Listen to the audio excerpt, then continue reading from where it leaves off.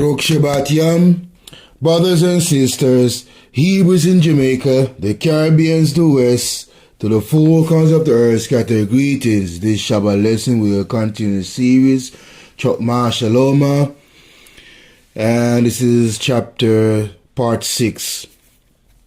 Right, we're going to Precept 17 to 19. This is the final leg of the complete book of Chokmah, Shalomah, Wisdom of Solomon, brothers and sisters.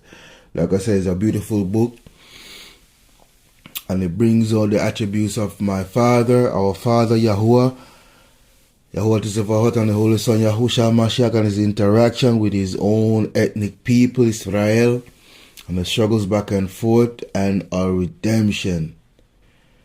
You know, we could learn a lot from Chokmah, Shalomah.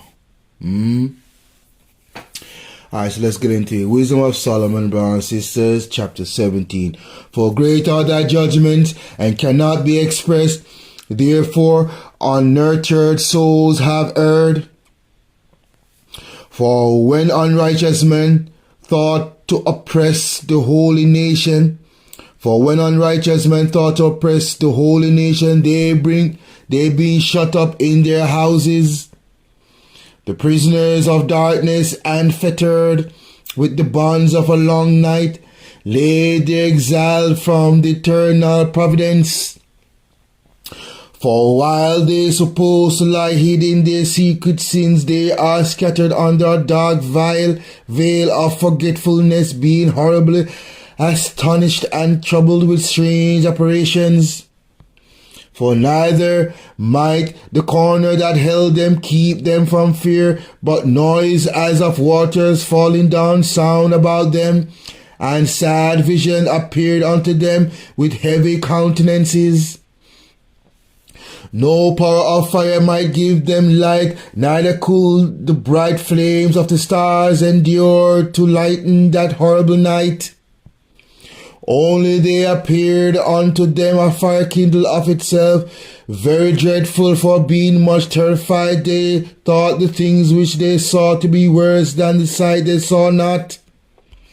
As for illusion of art, magic, they were put down, and their vaunting in wisdom was reproved with disgrace. For they that promised to drive away terrors and troubles from a sick soul were sick themselves of fear, worthy to be laughed at.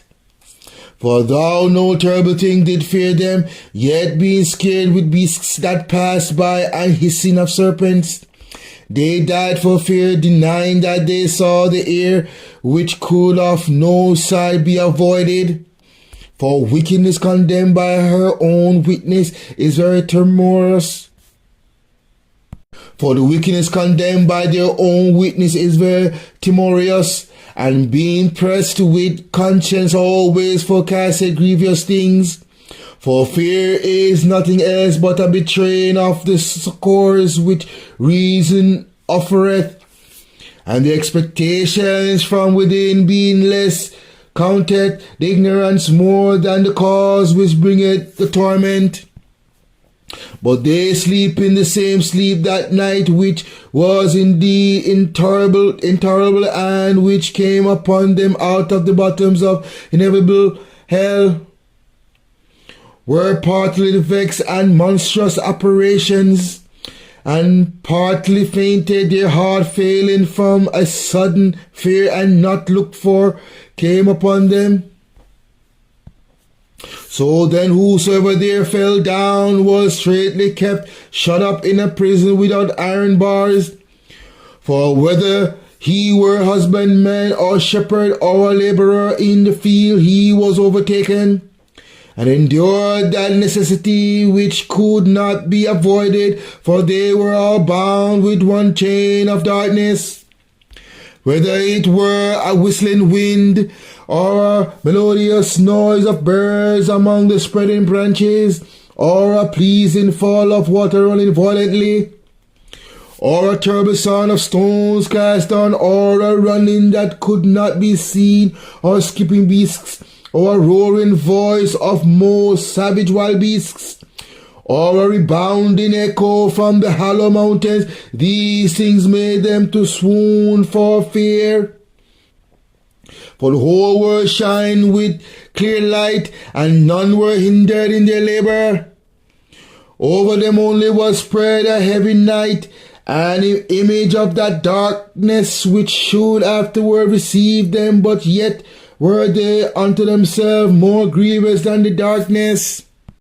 Nevertheless, thy saints had a very great light, whose voice they hearing and not seeing their shape, because they also had not suffered the same things, they counted them happy.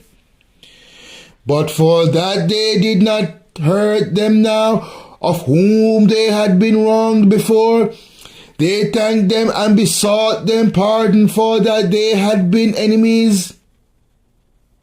Instead whereof thou gavest them a burning pillar of fire, both to be a guide of the unknown journey and a harmless sun to entertain them honorably.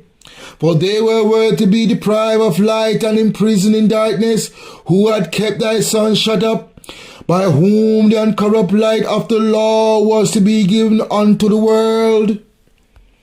And when they had determined to slay the babes of the saints, one child being cast forth and saved to reprove them, thou tookest away the multitude of their children, and destroyedest them all together in a mighty water.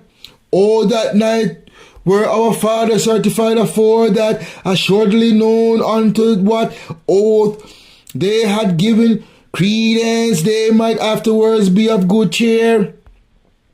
So of thy people was accepted both the salvation of the righteous and the destruction of the enemies. For wherewith thou didst punish our adversaries, by the same thou didst glorify us, whom thou hadst called. For the righteousness of good men did sacrifice secretly, and with one consent made a holy law, that the saints should be like partakers of the same good and evil, the fathers now singing out the songs of praise. But on the other side there sounded all ill according cry of the enemy, and a lamentable noise was carried abroad for children that were bewailed. The master and the servant were punished after one manner, and like as the king so suffered the common person, so they all together innumerable death, with one kind of death, neither were the living sufficient to bury them, for in one moment the noblest offspring of them were destroyed. For whereas they would not believe anything by reason of the enchantments upon the destruction of the firstborn, they acknowledged these people to be the sons of Eliyahu. For while all things were in quiet silence, and that night was in the midst of her swift course, thine almighty word leaped down from heaven out of the royal throne, as a fierce man of war into the midst of a land of destruction, and brought down on fine commandment as a sharp sword, and standing up filled all things with death. And it touched the heaven, but it stood upon the earth. Then suddenly vision of horrible dreams troubled them sore, and terrors came upon them unlooked for. And one thrown here, and another there, half dead, shewed the cause of his death. For the dreams that troubled them did foreshew this, lest they should perish and not know why they were afflicted. Yea, the tasting of death touched the righteous also, and there was a destruction of the multitude in the wilderness. But the wrath endured not long. For then the blameless man made haste and stood forth to defend them, and bringing the shield of his proper ministry, even prayer and the perpetration of incense, set himself against the wrath, and so brought the calamity to an end, declaring that he was thy servant. So he overcame the destroyer not with strength of body nor force of arms, but with a word subdue him that punished, allying the oath and covenant made with the fathers. So he overcame the destroyer not with strength of body nor force of arms, but with a word subdue him that punished, alleging the oaths and covenants made with the fathers. For when the dead were now fallen down by heaps upon another, standing between, he stayed the wrath and parted the way to the living. For in the long garment was the whole world, and in the 4 rows of the stones was the glory of the Father's graven, and the majesty upon the diadem of his head. Unto these the destroyer gave place, and was afraid of them, for it was enough that the only tasted of the wrath.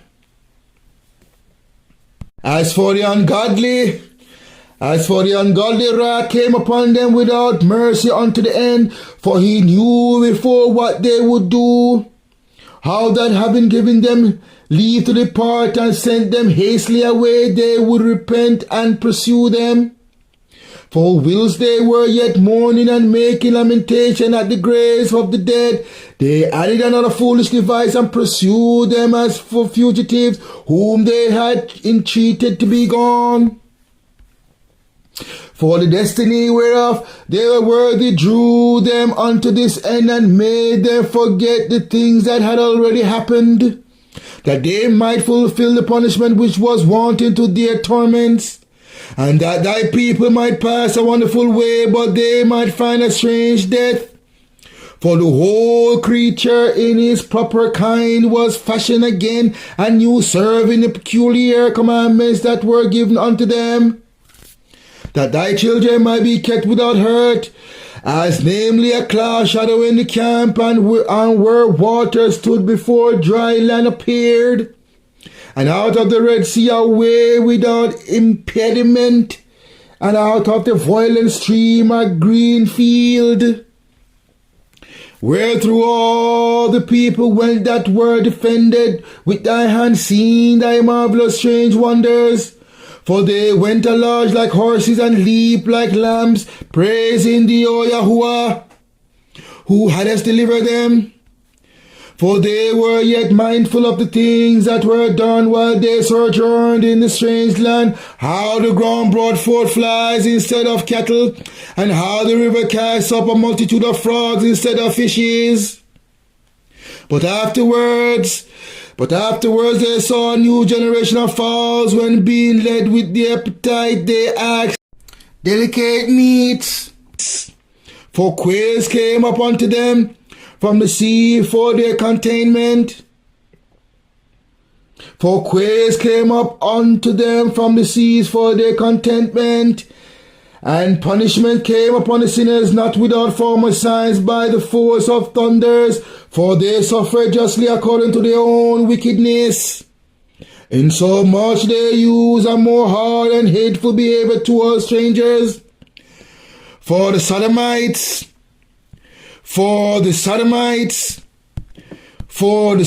did not receive those whom they knew not when they came, but these brought friends into bondage that had well deserved of them. And not only so, but peradventure calm respect shall be had of those, because they use strangers not friendly. But these very grievous afflicted them whom they have received with feastings, and were already made partakers of the same laws with them. Therefore even with blindness were these stricken, as those were at the doors of the righteous man, when, being compassed about with horrible great darkness, everyone saw the passage of his own doors. For the elements were changed in themselves by a kind of harmony, like as in a psaltery notes change the name of the tune. And yet are always sounds which may dwell, be perceived by the sight of the things that had been done. For earthly things were turned into watery, and the things that before swam in the water now went upon the ground. The fire and power in the water forgetting his own virtue, and the water forgot his own quenching nature. On the other side, the flames wasted not the flesh of the corruptible living things, though they walked therein, neither melted they the icy kind of heavenly meat that was of nature apt to melt. For in all things, O Yahuwah, for in all things, O Yahuwah, for in all things, O Yahuwah, thou didst magnify thy people and glorify them.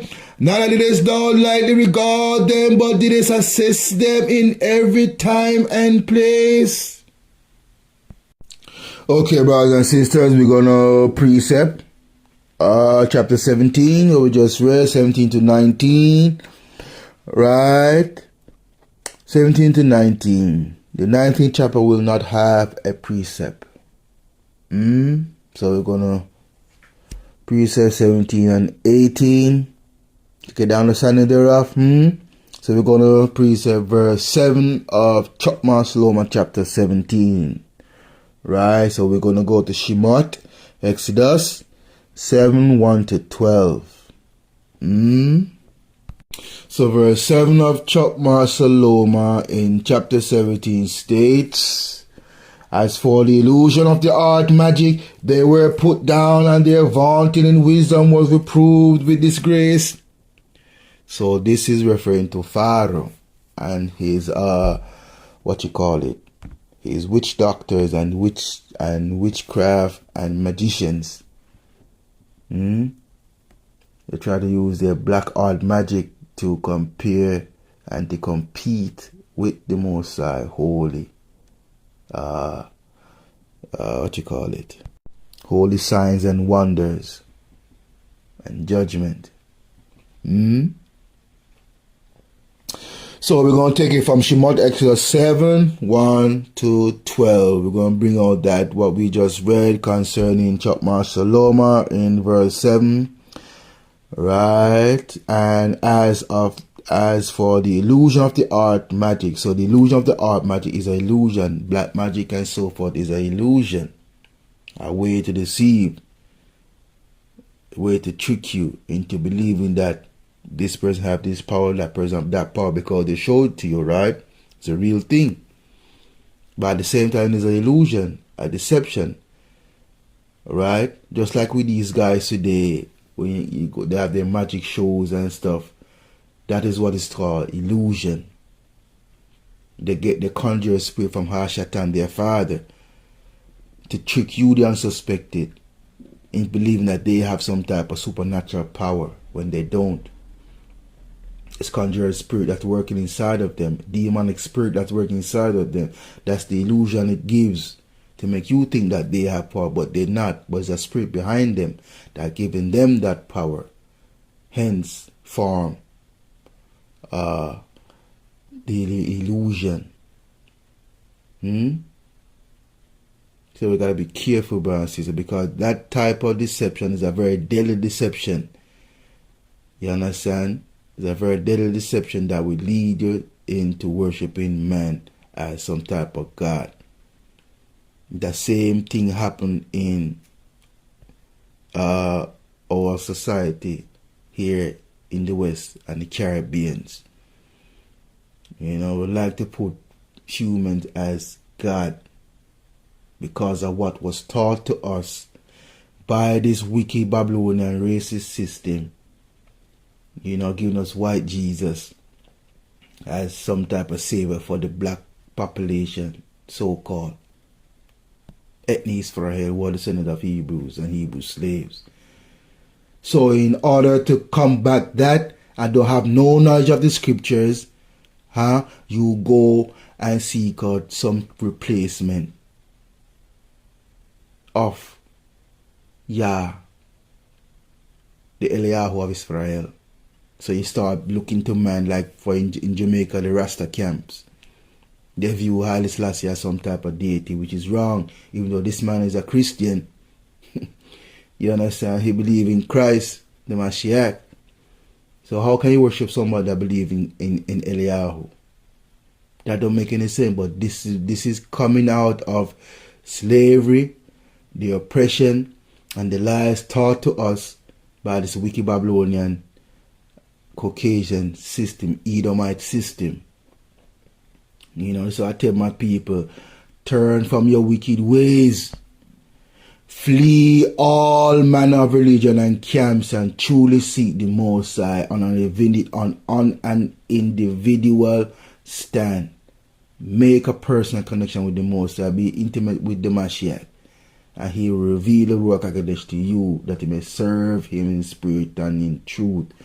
Choose ye this day whom shall ye serve, Eliyahu or Mammon, my people. Choose ye this day. And wake up, man. Wake up, brothers and sisters. You gotta be wise to ignore the vice of the devil. And black magic is all over the world right now. Don't you see, brothers and sisters? Don't you see the world do not want the spirit of the Mashiach? They want the spirit of Barabbas. They defend wickedness and debauchery and adultery and fornication and lust and over-sexualization.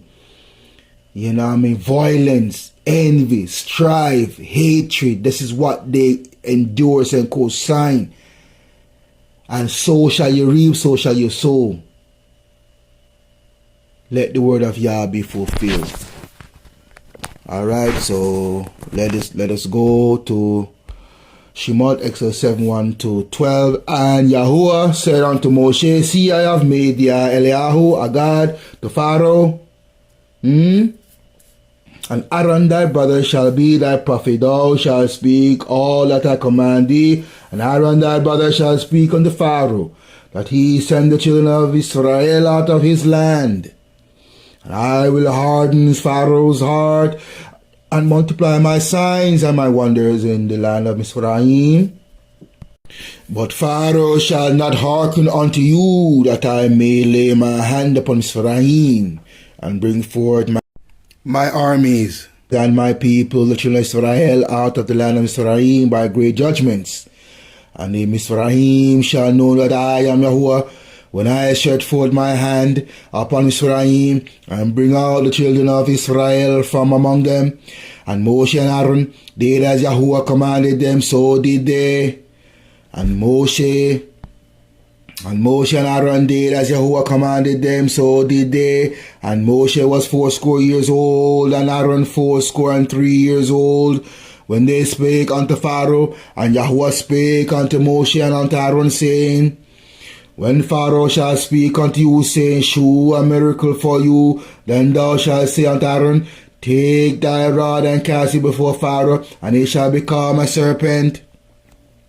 And Moshe and Aaron went in unto Pharaoh, and they did so as Yahuwah had commanded. And Aaron cast down his rod before Pharaoh and before his servants, and it became a serpent. And then Pharaoh also called the wise men and the sorcerers, now the magicians of Mizraim.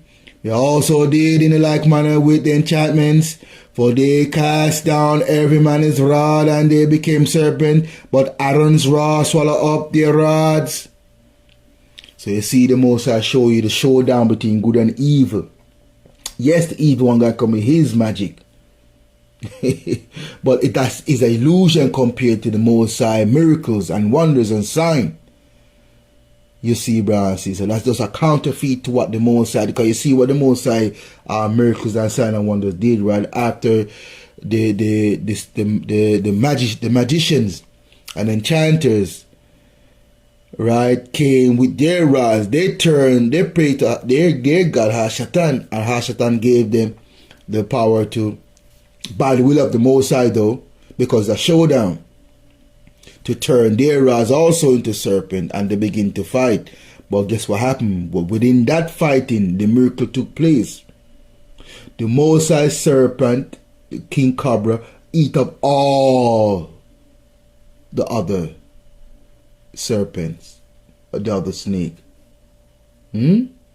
That's the power of the Most High. The Most High showing it right there that nothing can overpower his authority, his will, his desire for us. You see, brothers and sisters. Alright. We're still Precept in verse 7 of chapter 17. So we're still in the book of Shemot, Exodus. So we're going to stay in the same chapter 7. Right? Exodus 7, and we're going to go to 15 to 19. 15 to 19. Get thee unto Pharaoh in the morning, lo, he goeth out unto the waters, and thou shalt stand by the river brink against he come. And the rod which was turned to a serpent shalt thou take in thine hand, and thou shalt say unto him, Yahweh, Yahweh of the Hebrews, of the Hebrews, of the Hebrews, of the Hebrews had sent me unto thee, saying, let my people go, that they may serve me in the wilderness. And behold, hitherto thou wouldest not hear. Thus said Yahweh, in this thou shalt know that I am Yahweh. Behold, I will smite with the rod that is in mine hand upon the waters which are in the rivers, and they shall be turned to blood. And the fishes that is in the river shall die, and the river shall stink, and in Mizraim shall loathe the drink of the water of the river.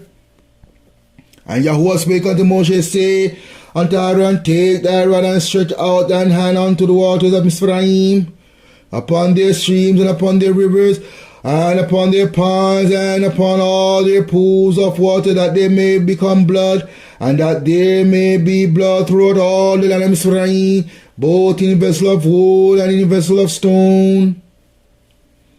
So after this judgment, the Most High put upon the land of Mizraim, brothers and sisters, you notice what is absent. What is absent, brothers and sisters? In Shemot chapter 7, 15 to 19. What is excluded? What is missing? The magicians of Pharaoh. They could not duplicate or combat this terrible and terrifying judgment. When they see this, they were shocked. They were shook. They couldn't do nothing. Their black magic and stuff, they couldn't do nothing to stop it. Hence, it's all an illusion. The Most High let you do that to a certain point. Just to show you there's no power in darkness, but only in light. And Yahusha is that light. Yahusha is that life, brothers and sisters. We move and breathe in Him. We are but vapor. Oxygen we breathe is water, invisible water, vapor. Vapor has to entail with water. Yes, I'll be here today, gone tomorrow. You know what I mean? You gotta be wise, brothers and sisters. You have to be wise. Gotta be wise, brothers and sisters. Because oxygen, look at water. Right? Water is made up of 1% oxygen. Think about it. We breathe oxygen, the breath of life, invisible water. And then King David also referred to our life as vapor. Vapor entails water. Right, brothers and sisters? So evaporation, brothers and sisters, is a process by which a liquid transforms into this vapor. So if oxygen is made up of water and we breathe oxygen, and our life is compared to as a vapor, does that tell you something, brothers and sisters? A vapor is a gaseous state of a substance that is usually a liquid. Water, or solid, ice. When ice melts, it becomes liquid. And it starts the evaporation process by which a liquid transforms into vapor, goes up in the air, vanish, disappear. Invisible water. The Most High is deep, brothers and sisters. The Most High is deep. Alright, let's continue. Okay, brothers and sisters, so we finished Precept in chapter 17, so we're going to go on to chapter 18, and we're going to Precept verse 1 of chapter 18 using Shemot 10, 1 to 23. Okay, so Chokmah Shalomah chapter 18 verse 1 states, Nevertheless thy saints had a very great light, whose voice they hearing and not seeing their shape, because they also had not suffered the same things, they counted them happy. So we're going to bring that out with Shemot Exodus 10, 1 to 23.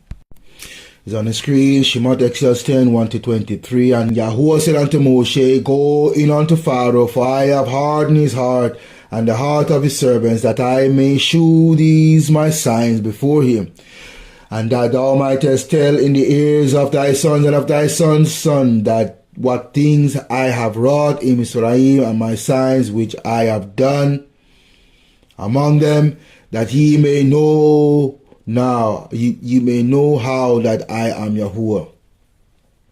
And Moshe and Aaron came in unto Pharaoh and said unto him, Thus saith Yahuwah of the Hebrews,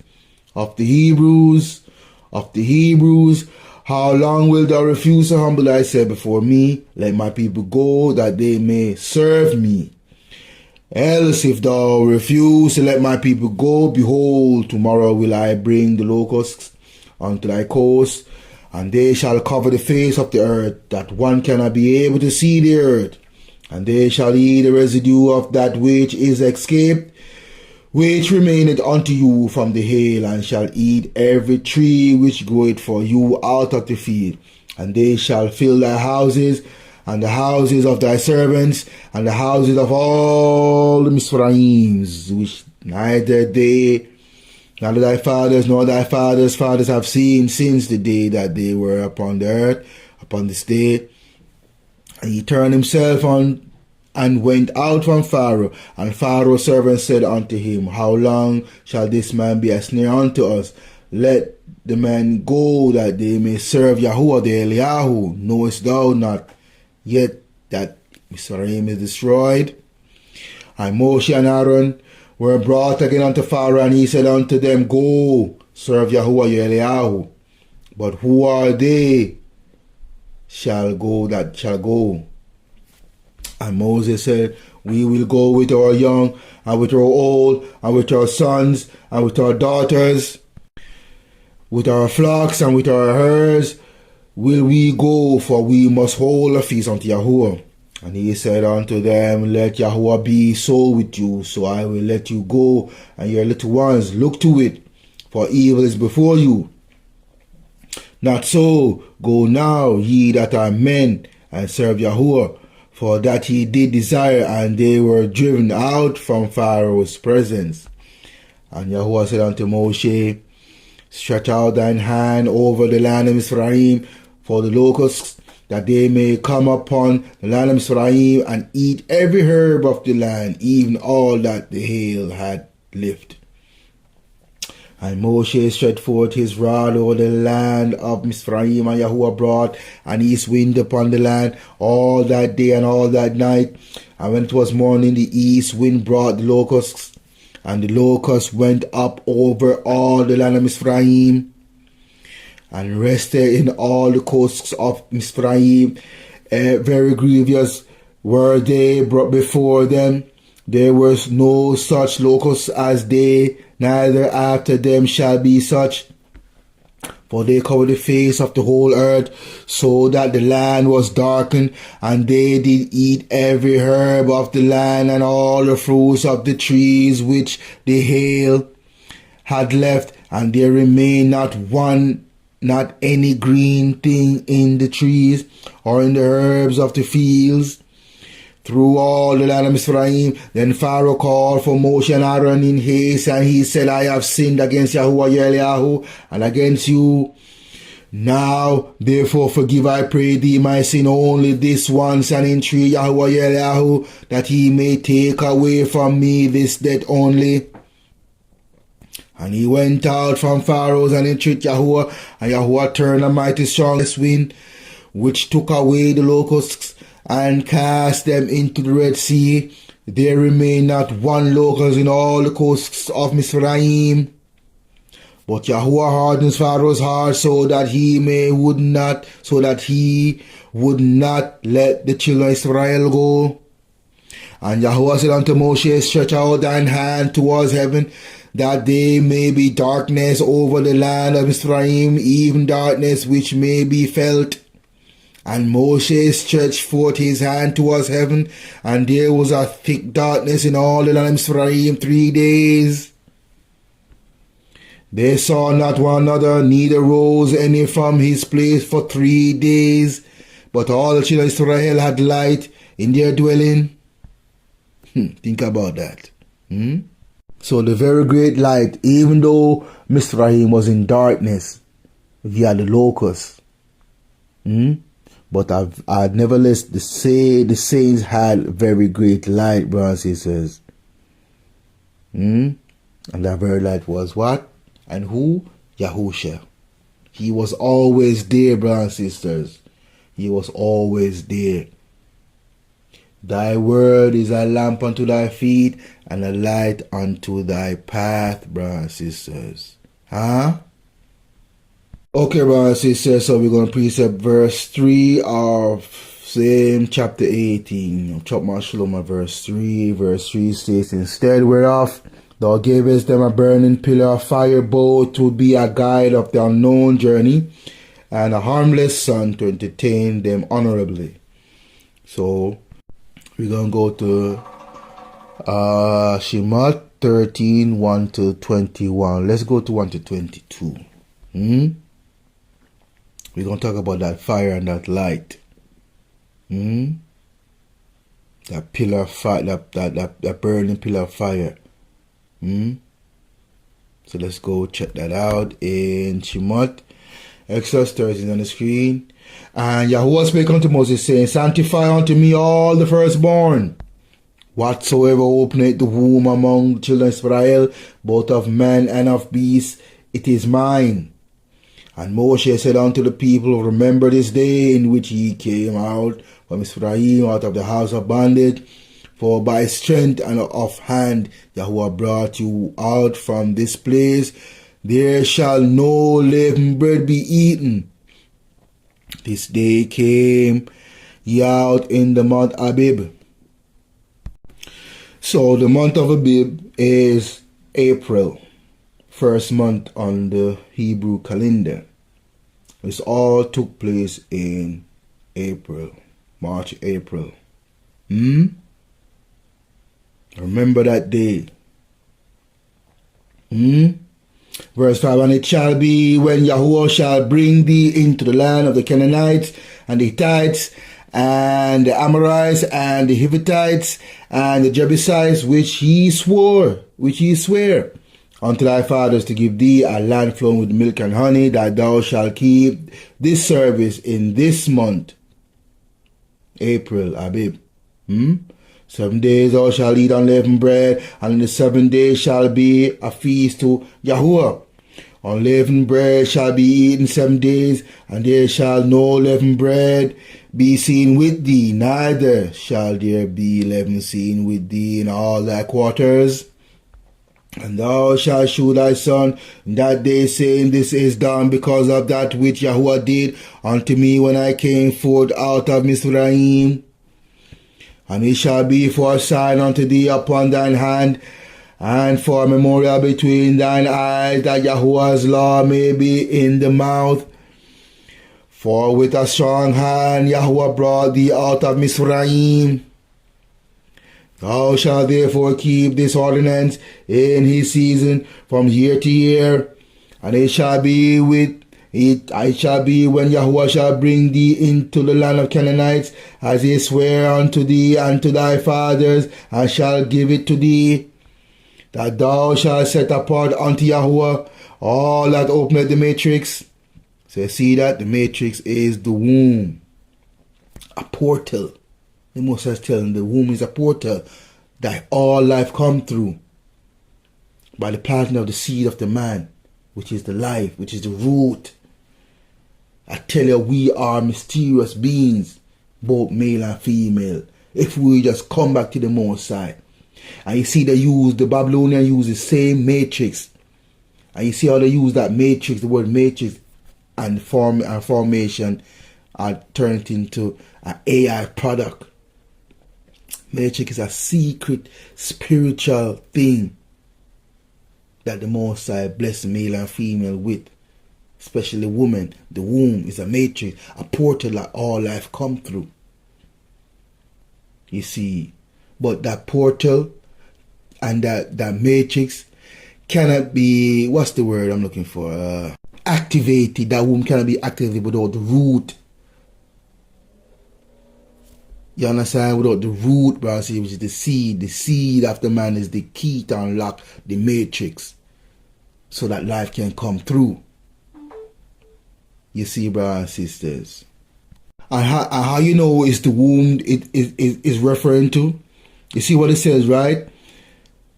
And all that opened the matrix being males, but all the firstborn of my children I redeem. So it's all about birth, reproduction, giving life. This is why I tell you, man, you gotta be careful of who you come with when you're bringing forth a life in this world, because that life is precious, not life has a purpose. Wait before you get married. Forsake fornication and choose correctly. Choose wisely to bring forth family, upright, whole, and righteous family unto Yahuwah, brothers and sisters. For life coming from Him, and He take it back life. You see, but many of you will be punished because of that life that you so disregarded. You understand? And you have no care of, because of your own wickedness and selfishness, ye male and female. Verse 16. And it shall be for a token upon thine head, upon thine hand, and for the fortlets between thine eyes. For by strength of hand Yahuwah brought us forth out of Mizraim. And it came to pass when Pharaoh had let the people go, that Eliyahu led them not through the way of the land of the Philistines, although that was near. For Eliyahu said, Least preventir, the people repent when they see war, and they return to Mizraim. But Eliyahu led the people about through the way of the wilderness of the Red Sea. And the children of Israel went up harnessed out of the land of Mizraim. And Moshe took the bones of Joseph with him, for he had straitly sworn the children of Israel, saying, Eliyahu will surely visit you, and he shall carry upon my bones away. And Moshe took up the bones of Joseph with him, for he had straitly sworn the children of Israel, saying, Eliyahu will surely visit you, and he shall carry up my bones away hence with you. And they took their journey from Succoth, and encamped in Etham, in the edge of the wilderness. And Yahuwah went before them by day in a pillar of a cloud to lead them the way, and by night in a pillar of fire to give them light, to go by day and night. He took not away the pillar of the cloud by day, nor the pillar of fire by night from before the people. So you see, the Most High is there with you in spirit and in truth. Cloud and fire represent spirit. The spirit of the Most High. The essence of the Most High. The strength of the Most High. And Yahushua is in the midst thereof. For he is the one that carries out all the orders of thus saith Yahuwah, his Father. Huh? Okay, brothers and sisters, I'm not done with verse 3. We're still in the book of Shemot, and we're going to go to chapter 14. We're going to take it all the way to 24. And Yahuwah spake unto Moshe, saying, Speak unto the children of Israel, that they turn and encamp before Piharoth, between Migdol and the sea, over against Baal-zephon. Before it shall ye encamp by the sea, for Pharaoh will say of the children of Israel, They are entangled in the land, the wilderness has shut them in. And I will harden Pharaoh's heart, that he shall follow after them, and I will be honored upon Pharaoh and upon all his host, that the Mizrahims may know that I am Yahuwah. And they did so. And it was told the king of Mizraim that the people fled, and the heart of Pharaoh and of his servants was turned against the people, and they said, Why have we done this, that we have let Israel go from serving us? And he made ready his chariots and took his people with him, and he took 600 chosen chariots and all the chariots of Mizraim, and captains over every one of them. And Yahweh hardened the hearts of Pharaoh, king of Mizraim, and he pursued after the children of Israel, and the children of Israel went out with a high hand. But the Mizraim pursued after them, and all the horses and chariots of Pharaoh, and his horsemen, and his army, and overtook them encamping by the sea beside Pihahirioth, before the Baal-zephon. And when Pharaoh drew nigh, the children of Israel lifted up their eyes, and behold, the Mizraim marched after them. And they were so afraid, and the children of Israel cried unto Yahweh. And they said unto Moshe, Because there were no graves in Mizraim, hast thou taken us away to die in the wilderness? Wherefore hast thou dealt thus with us, to carry us forth out of Mizraim? It is not this the word that we did tell the Mizraim, saying, Let us alone, that we may serve the Mizraims. For it had been better for us to serve the Mizraim than we should die in the wilderness. And Moshe said unto the people, Fear ye not, stand still and see the salvation of Yahweh, which he will shew to you today. For the Mizraims whom ye have seen today, ye shall see them again no more forever. Yahweh shall fight for you. Yahweh shall fight for you. Yahweh shall fight for you, and ye shall hold your peace. And Yahweh said unto Moshe, Wherefore criest thou unto me? Speak unto the children of Israel, that they go forward. But lift thou up thy rod, and stretch out thine hand over the sea, and divide it. And the children of Israel shall go on dry ground through the midst of the sea. And I, behold, and I will harden the hearts of the Mizraims, and they shall follow them. And I will get me honor upon Pharaoh, and upon all his hosts, and upon his chariots, and upon his horsemen. And the Mizraim shall know that I am Yahuwah, when I have gotten me honor upon Pharaoh, upon his chariots, and upon his horsemen. And the angel of Eliyahu, which went before the camp of Israel, removed and went behind them, and the pillar of the cloud went from before their face and stood behind them. And it came between the camp of the Mizraims, the camp of Israel, and it was a cloud and darkness to them, but it gave light by night to these, so that they one came not near the other all the night. And Moses sent out his hand over the sea, and Yahuwah caused the sea to go back by a strong east wind all that night, and made the sea dry, and the waters were divided. The children of Israel went into the midst of the sea upon the dry ground, and in the waters were a wall unto them on the right hand and on the left. And the Mizraim pursued and went in after them in the midst of the sea, even all Pharaoh's horses, his chariots, and his horsemen. And it came to pass that in the morning watch, Yahuwah looked unto the host of the Mizraim through the pillar of fire of the cloud, and troubled the host of the Mizraims, and took off their chariot wheels that they drave them heavily, so that the Mizraim said, Let us flee from the face of Israel, for Yahuwah fighteth for them against the Mizraims. And Yahuwah said unto Moses, Stretch out thine hand over the sea, that the waters may come again upon the Egyptians, and the chariots, and upon their horsemen. And Moses stretched forth his hand over the sea, and the sea returned to his strength. When the morning appeared, and the Mizraim fled against it, and Yahuwah overthrew the Mizraim in the midst of the sea.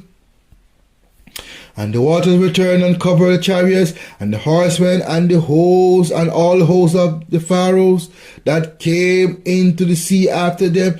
There remained not so much as one of them.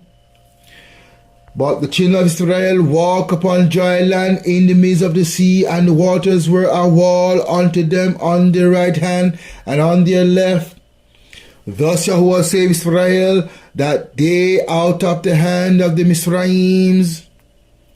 And Israel saw the Mizraim dead upon the seashore, and Israel saw that great work which Yahuwah did upon the Mizraims, and the people feared Yahuwah and believed Yahuwah and his servant Moshe.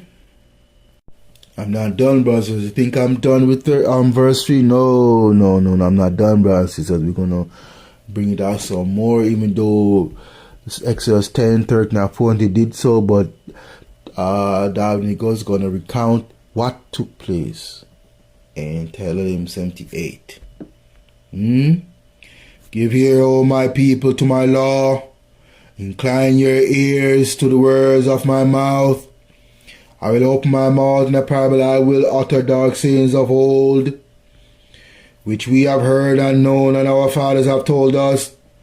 So this is a fulfillment in Shemot Exodus, when after the Mosai put down the judgment against Pharaoh and the Mizraims, and he instructed Moshe to tell thy sons and thy sons and thy sons. This is the fulfillment in Tehillim. Give ear, O my people, to my law. Incline your ears to the words of my mouth, and I will open my mouth in a parable, and I will utter dark saying of old, which we have heard and known, and our fathers have told us. We will not hide them from their children, showing to the generation to come the praises of Yahuwah and his strength and his wonderful works that he had done.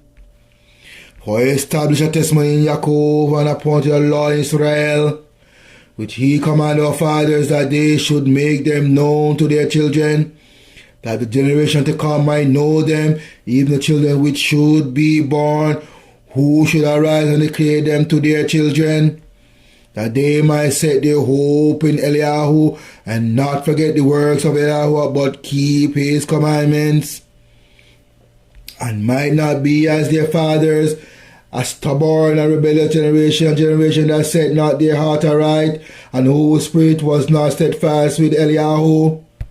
The children of Ephraim, being armed and carry bows, turned back in the day of battle. They kept not the covenant of Eliyahu, and refused to walk in his law. Forget his works and his wonders that he has shown them. Marvelous thing did he in the sight of their fathers and the land of Israel, in the field of Zoan. He divided the sea and caused them to pass through, and he made the waters to stand as heap. In the day also he led them with a cloud, and all the night with a light of fire. So David is recounting what took place, and he's going to continue also in 105. Tehillim 105, 20 to 29 is on your screen. The king sent and loosed him, even the ruler of the people, and let them go free. He made him Lord. He made him Lord of his house and ruler of all his substance, to bind his princes at his pleasure and teach his senators wisdom. So this is two things happening right here. The most Tehillim is recounting. The king sent and loosed him, so that's Pharaoh, even the rulers of the people, to let him go free. And he made him Lord of his house. Or who made him Lord of his house? Pharaoh made Joseph Lord of his house, to bind his princes at his pleasure and teach his senators wisdom. So that's what happened in 20 to 22. Verse 20, Israel came into Mizraim, and Jacob sojourned in the land of Ham. So the land of Ham is Africa. That is the original name for Africa, the continent, the land of Ham. And the Most High give us Israel, the land of Israel, which is on the continent of Africa, Northeast Africa and the surrounding area. That's our inheritance. Verse 24. And he increased his people greatly and made them stronger than their enemies. He turned their hearts to hate his people, to deal subtly with his servants. He sent Moshe his servant Aaron, whom he had chosen. They shewed his sign among them and wonders in the land of Ham. He sent darkness and made it dark, and they rebelled not against his word. He turned their waters into blood and slew their fish. You see, brothers and sisters, this is also witnessed. So after the Mosiah instruct Moshe, in Shemot 10, 13, 14 to, tell your sons and your sons and sons and sons the things that the Mosiah did. And it is fulfilled in 78, what we just read. King David and the gods recount these things, and he's telling his generation. And the same thing in 105. Same thing going on. Recounting what happened, tell the next generation. The works and the might of the Most High. Yeah. His right hand. With his right hand. And we know the right hand is Yahusha. Yahusha Tisabahot.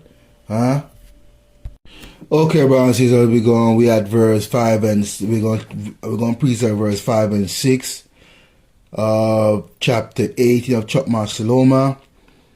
And it says, and when they had determined to slay the babes of the saints, one children being cast forth and saved to reprove them, thou tookest away the multitude of their children and destroyed them altogether in the mighty water of that night where our fathers certified afore, that assuredly knowing unto what oath they had given credence, they might afterwards be of good cheer. So we're going to use the book of Shemot again. We're going to take it from chapter 11. To bring that out. Yahuwah said unto Moses, and Yahuwah said unto Moshe, yet will I bring one plague more upon Pharaoh and upon Mizraim. Afterwards he will let you go hence. When he shall let you go, ye shall surely thrust you out hence altogether. Speak now in the ears of the people, and let every man borrow of his neighbor, and every woman of her neighbor, jewels of silver and jewels of gold. Yahuwah gave the people favor in the sight of Mizraim.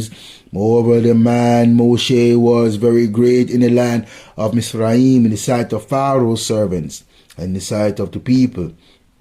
And Moshe said, thus said Yahuwah, about midnight will I go out in the midst of Mizraim, and all the firstborn in the land of Mizraim shall die, from the firstborn of Pharaoh that sitteth upon his throne, even unto the firstborn of the maidservant that is behind the mill, and all the firstborn of the beasts. And there shall be a great cry throughout all the land of Mizraim, such as there was none like it, nor shall be like it any more. But against any of the children of Israel shall not a dog move his tongue against man or beast, that you may know how that Yahuwah doeth put a difference between the Mizraim and Israel. The same thing happening today. The Most High is putting a difference between Israel and those identity thieves and the wicked people of the world and this world system who run it. The Most High is making a distinction and a difference, and He going to bring that on more as time go by, to let the wicked know that He has loved us, and He will bring the wicked to come and bow before us. You shall see it, O wicked one. Verse 8. And all these thy servants shall come down unto me, and bow down themselves unto me, saying, Get thee out. And all the people that follow thee. And after that I will go out. And he went out from Pharaoh in a great anger. And Yahuwah said unto Moshe, Pharaoh shall not hearken unto you, that my wonders may be multiplied in the land of Mizraim. And Moshe and Aaron did all these wonders before Pharaoh, and Yahuwah hardened Pharaoh's heart, so that he would not let the children of Israel go out of his land. Okay, brothers and sisters, so we at verse 9, right, of Wisdom of Shalomah. And we're going to precept 9 and 11. right, of the same chapter 18, verse 9 to 11, right? And it says, for the righteous children of good men, they sacrifice secretly, and with one consent made a holy law that the saints should be like partakers of the same good and evil. The Father is now singing out the songs of praise. But unto the other side there sounded an ill according cry of the enemies, and a lamentable noise was carried abroad for children that were bewailed. The master and the servant were punished after one manner, and like as the king, so suffered the common person. This is talking about again a judgment on Mizraim from the king straight down to the servants. Straight down to the servant. No one escaped. The scripture said also too, the scriptures also say to not even the dog that piss against the wall of Babylon shall escape this judgment. It's not even the dog going to escape the judgment. But you know who will escape the judgment, brothers and sisters, huh? Ethnic Israel, those who are keeping his laws, commandments, and statutes. Only a remnant of us shall be saved. So we're going to bring our verse 9 and 11 with, guess what? You know, brothers and sisters, Shemot. We're going to use Shemot again, brothers and sisters, to bring that out. Shemot 12. And Yahuwah spake unto Moshe and Aaron in the land of Mizraim, saying, this month shall be unto you the beginning of months. It shall be the first month of the year to you, the month Abib. April. Speak ye unto all the congregation of the Israel, saying, in the 10th day of this month they shall take to them every man a lamb according to the house of their fathers, and a lamb for an house. And if the household be too little for the lamb, let him and his neighbor next unto his house take it according to the number of the souls. Every man according to his eating shall make your count for the lamb. Your lamb shall be without blemish, a male of the first year. Ye shall take it out from the sheep or from the goats, and ye shall keep it on until the 14th day of the same month. And the whole assembly of the congregation of Israel shall kill it in the evening. The whole assembly, not some. The whole assembly, not few. The whole assembly, not 3. The whole assembly, not 1. The whole assembly included 12 tribes of Israel. Verse 7. And they shall take of the blood and strike it on the 2 side posts and on the upper door posts of the houses wherein they shall eat it. And they shall eat the flesh in that night, roast with fire, and unleavened bread, and with bitter herbs they shall eat it. Eat not of it raw, nor sodden at all with water, but roast with fire, his head with his legs, and with the pureness thereof. And ye shall let nothing of it remain until the morning, and that which remaineth of it until the morning ye shall burn with fire. And thus shall ye eat it, your lions with your lions girded, your shoes on your feet, and your staff in your hand, and ye shall eat it in haste. It is Yahuwah's Passover. For I will pass through the land of Mizraim this night. I will smite all the firstborn in the land of Mizraim, both man and beast, and against all the gods of Mizraim will execute judgment. I am Yahuwah. And the blood shall be to you for a token upon the houses where ye are. And when I see the blood, I will pass over you, and the plague shall not be upon you to destroy you, when I smite the land of Mizraim. And this day shall be unto you for a memorial, and ye shall keep it a feast to Yahuwah throughout your generations. Ye shall keep it a feast by ordinance forever. 7 days. 7 days shall ye eat unleavened bread, even the first day ye shall put away leaven out of your houses. For whosoever eateth leavened bread from the first day until the 7th day, that soul shall be cut off from Israel. And in the first day there shall be an holy convocation, and in the 7th day there shall be a holy convocation to you. And in the first day there shall be a holy convocation, and in the 7th day there shall be a holy convocation to you. No manner of work shall ye be done in them, save that which every man must eat, that only may be done of you.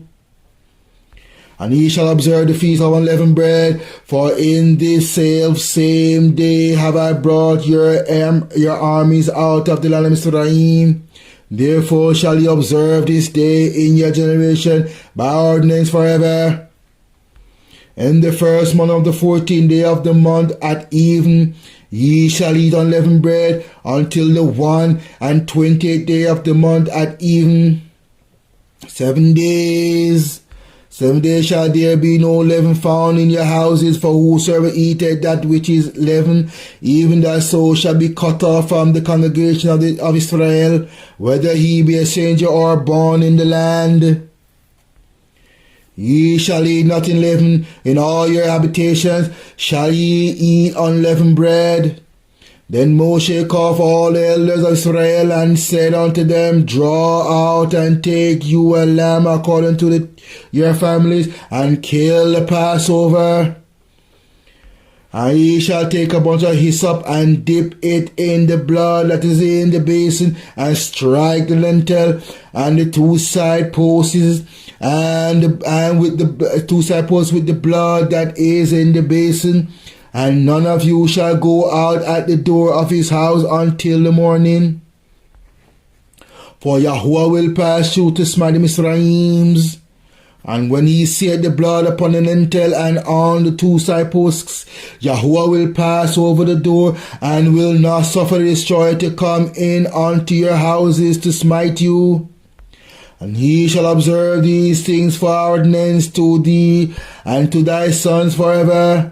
And it shall come to pass when we come to the land which Yahuwah will give you according as he had promised, that he shall keep his service. And it shall come to pass when he be come to the land which Yahuwah will give you according as he had promised, that he shall keep this service. And it shall come to pass when your children shall say unto you, What mean he by this service? That he shall say, It is the sacrifice of Yahuwah's Passover, who passed over the houses of the children of Israel in Mizraim, when he smote the Mizraims and delivered our house, and the people bowed their head and worshipped. And the children of Israel went away and did as Yahuwah had commanded Moshe and Aaron, so did they. And it came to pass that at midnight Yahuwah smote all the firstborn in the land of Mizraim, from the firstborn of Pharaoh that sat on his throne, unto the firstborn of the captive that was in the dungeon, and the firstborn of cattle. And Pharaoh rose up in the night, he and all his servants and all the Mizraims. And there was a great cry in Mizraim, for there was not a house where there was not one dead. And he called for Moses and Aaron by night and said, Rise up and get you forth from among my people, both ye and the children of Israel, and go serve Yahuwah as ye have said. Also take your flocks and your herds as ye have said, and be gone and bless me also. And the Mizraims were urgent upon the people that they might send them out of the land in haste, for they said, We be all dead men. And the people took their dough before it and leavened their kneading troughs, being bound up in their clothes upon their shoulders.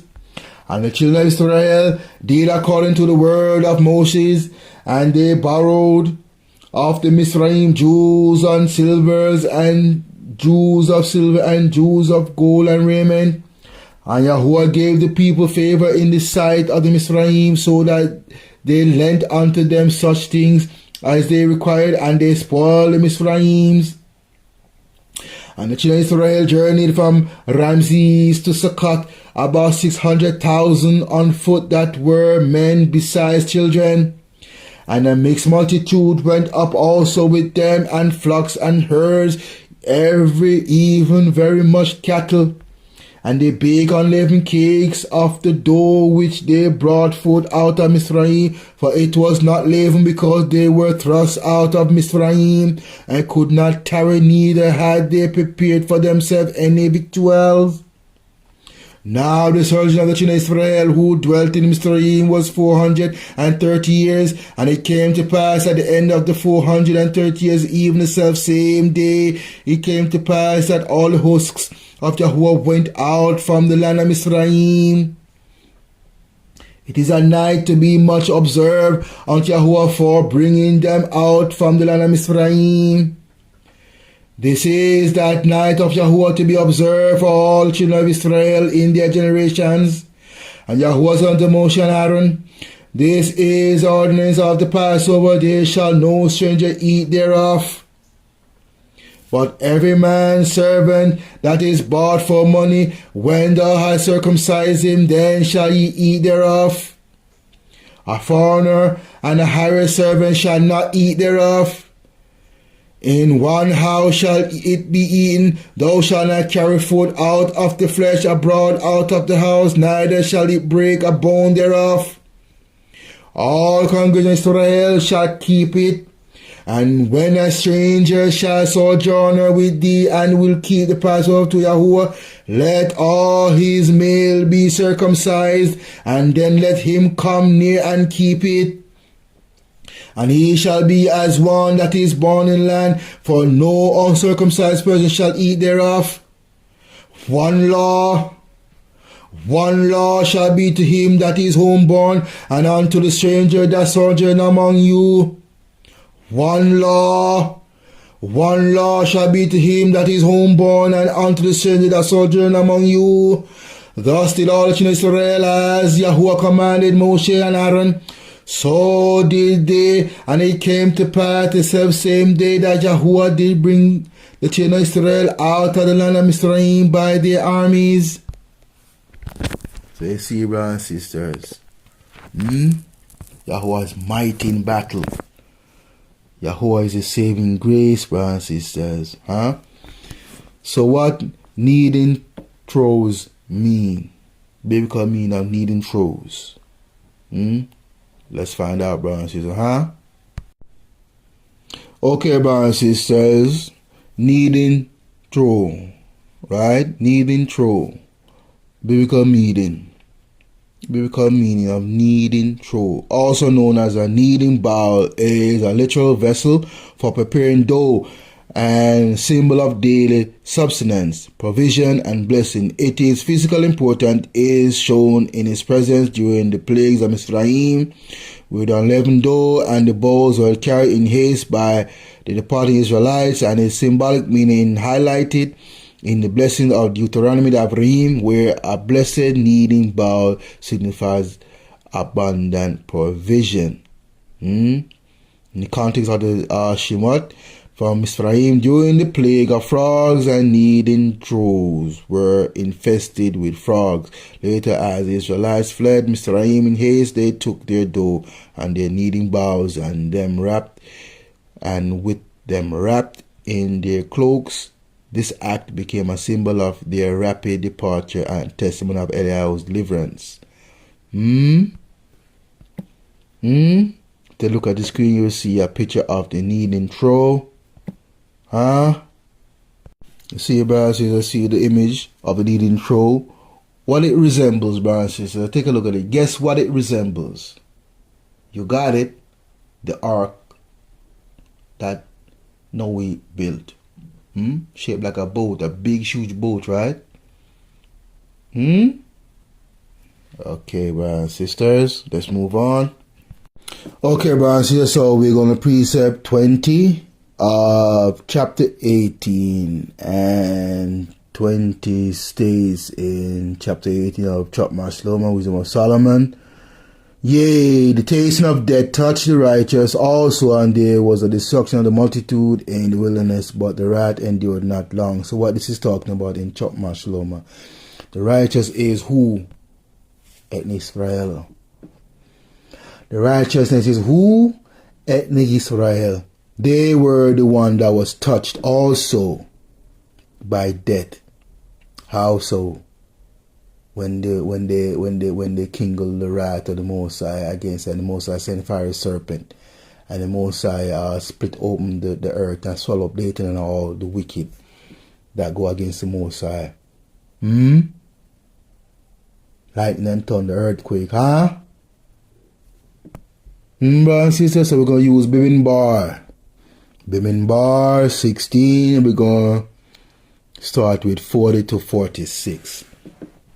To bring that out. To be a memorial unto the children of Israel, that no stranger, which is not of the seed of Aaron, come near to offer incense before Yahweh, that he be not a Korah. And as his company, as Yahweh said to him by the hand of Moshe. But on the morrow all the congregation of the children of Israel murmured against Moshe and against Aaron, saying, Ye have killed the people of Yahweh. And it came to pass, when the congregation was gathered against Moshe and against Aaron, that they looked toward the tabernacle of the congregation, and behold, the cloud covered it, and the glory of Yahweh appeared. And Moshe and Aaron came before the tabernacle of the congregation. Yahweh spake unto Moshe, saying, Get you up from among the people, from among this congregation, that I may consume them as in a moment. And they fell upon their faces. And Moshe said unto Aaron, Take a censer, and put fire therein from off the altar, and put on incense, and go quickly unto the congregation, and make an atonement for them. For there is wrath gone out from Yahweh, the plague is begun. You see that?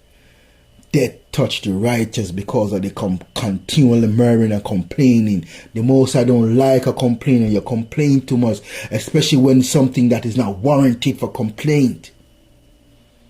Complaining show a lack of faith.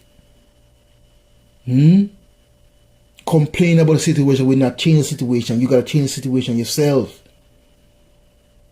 And when you see certain things happen, let it be, because it's the Most High will work in also, brothers and sisters. Let's move on to 24. So this is the final precept for chapter 18, and we close out the whole book of Chokmah Shalomah, right? So 24 says, For in the long garment was the whole world, in the 4 rows of the stones was the glory of the Father's graven, and the majesty upon the diadem of his head. Unto these his destroyer gave place, and was afraid of them, for it was enough that they only tasted of the wrath. So we're going to use Shemot. Shemot 28. And we go 1 to 6. And take thou unto thee Aaron, thy brother, and his sons with him from among Israel, that he may minister unto me in the priest's office, even Aaron, Nadab, and Abihu, Eleazar, and Itmar, Aaron's sons. And thou shalt make holy garments for Aaron thy brother, for glory and for beauty. And thou shalt speak unto all that are wise-hearted, whom I have filled with the spirit of wisdom. Spirit of wisdom, that they may make Aaron's garment consecrated him. Make Aaron's garments to consecrate him, that he may minister unto me in the priest's office. And these are the garments which they shall make: a breastplate, and an ephod, and a robe, and a broad coat, a mitre, and a girdle. And they shall make holy garments of Aaron, thy brother, and his sons, that he may minister unto me in the priest's office. And they shall take gold, and blue, and purple, and scarlet, and fine linen. And they shall make the ephod of gold, and of blue, and of purple, and of scarlet, and of fine twine, linen, and cunning work. brothers and sisters. These are the colors of Israel. Gold, blue, purple, scarlet, and fine linen. Take a look at the screen, see a picture of such. Okay, brothers, you see the image on your screen? As you can see, it outlines in details what each design means, right? Each design, what it means, right? So the gold plate you see around the head of the priest is holy unto Yahuwah. The priest covering, gold signify, the crown, the majesty of the king. So the gold plate is holy unto Yahuwah. The 2 oink stones, 12 stones represent the 12 tribes of Israel. The bells and pomegranates, the turban, the tunic, the breastplate, the sash, the ephod, and the blue robe. What all those mean, brothers and sisters? What those type of items mean, right? So we're gonna examine those things. So let's break down, brothers and sisters. Let's break down the significance of Aaron's priestly garment. Aaron's priestly garments in the Old Testament represented the glory, holiness, and redemption of Eliyahu's office, serving as a reminder of the covenant between Eliyahu and Israel, Israel. These symbolic garments included the ephod, the breastplate, the robe, the tunic, the sash, the turban, each with specific divine meaning, such as the Urim and the Thummim. On the breastplate for discerning Eliyahu's will, and pomegranates and bells on the robe for alerting to the divine presence. The overall attire was intended to inspire awe, symbolize atonement, and foreshadow the ultimate high priest, Yahushua HaMashiach. It's funny how these identities located in Northeast Africa, my land, our land, gearing up to build the third temple and